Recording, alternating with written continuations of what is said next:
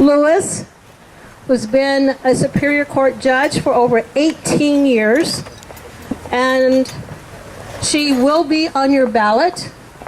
So I know a lot of times we don't know who the judges are, and we didn't have the adequate forethought to call all the judges, but we know there's 2 running, but we like this one. So we wanted you to meet her. Her flyers are on the table, so we want to make sure you take those before you leave.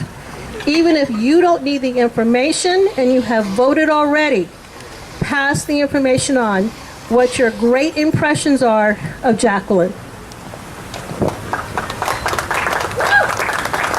Thank you so much, Minerva.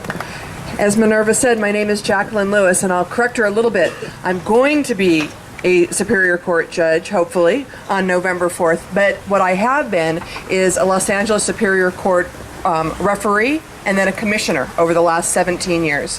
For those of you who don't know what those people do, we do the exact same job as a judge, but they call us subordinate judicial officers. And the only thing that's different between what I do and what they do is that I can't hold people in contempt, but I can send them to jail, and I can do all the other things that a judge would do.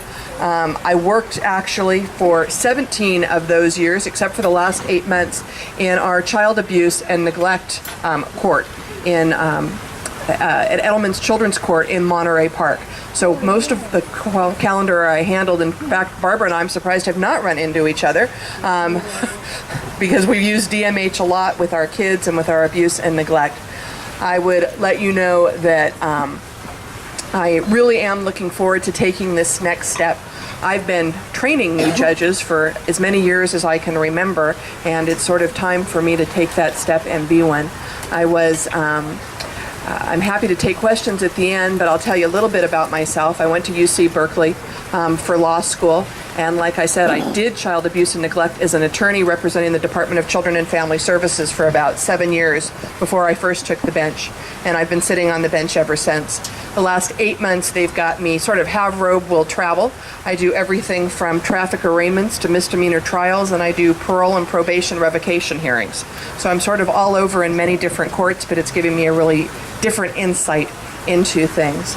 I was endorsed by both the Los Angeles Times and the Metropolitan newspaper. The Metropolitan newspaper, for those of you that don't know, is sort of the big legal newspaper in Los Angeles.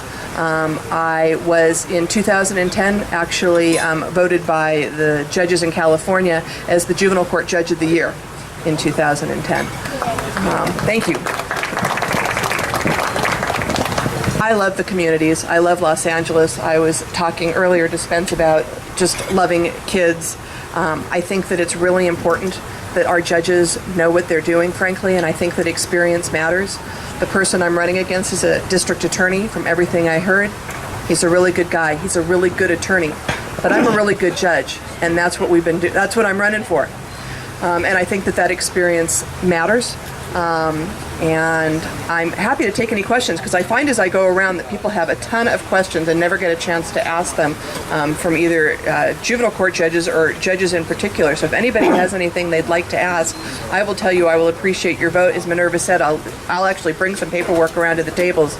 I would appreciate you telling people, because getting the word out, nobody knows who the judges are, and a lot of people don't really necessarily care. So getting the word out really helps. Yes? Is it true that you're the only judge that was extremely well qualified? Thank you for reminding me. I think it's been a really long day. Yes, there were 29 of us in the primary election, and I was the only one rated by the LA County Bar Association as their top rating as exceptionally well qualified. Thank you very much. Can't forget I got that one. Any other questions anybody would like to ask? I knew Barbara. I was walking this way knowing she had something. So Barbara was asking about the backlog of cases and whether that is affected by the budget cuts at the federal level. And the reality is that's affected by the budget cuts at every level. They have cut the budget for the Superior Court. I don't have all the numbers at my fingertips, but like $12 million. We have closed 60-some courtrooms in Los Angeles County over the last few years, and that work's not going anywhere. The work continues to grow. We just don't have the courtrooms or the staff to be able to do it. So We try to prioritize the criminal because it has certain deadlines. We try to prioritize children and families to a certain extent. Our civil courts have really taken a hit. So we just keep kind of, squeezing the balloon from different ends, trying to get it. But yes, all of that has a big effect on the courts. Any other questions? Well, I will let you get on with your program. I really appreciate you taking a minute to listen to me. Like I said, I think it's really interesting to get out there and be able to tell people a little bit about what we do and how important it is. I think that I did 17 years of juvenile because I think it's probably the most important work that the courts do, frankly. And yet we're not allowed to talk about it very much, in part because we have confidentiality issues, which are a good thing. But nobody really knows what's going on until you read the front page of the LA Times and it's something horrific. So I think that it's important that we continue to support people that, love this work and love the county and want to do a good job for it. So thank you very much for listening. I hope you vote on Tuesday if you haven't voted already. And like I said, I'll leave you some flyers, but thank you very much. Thank you, Jacqueline.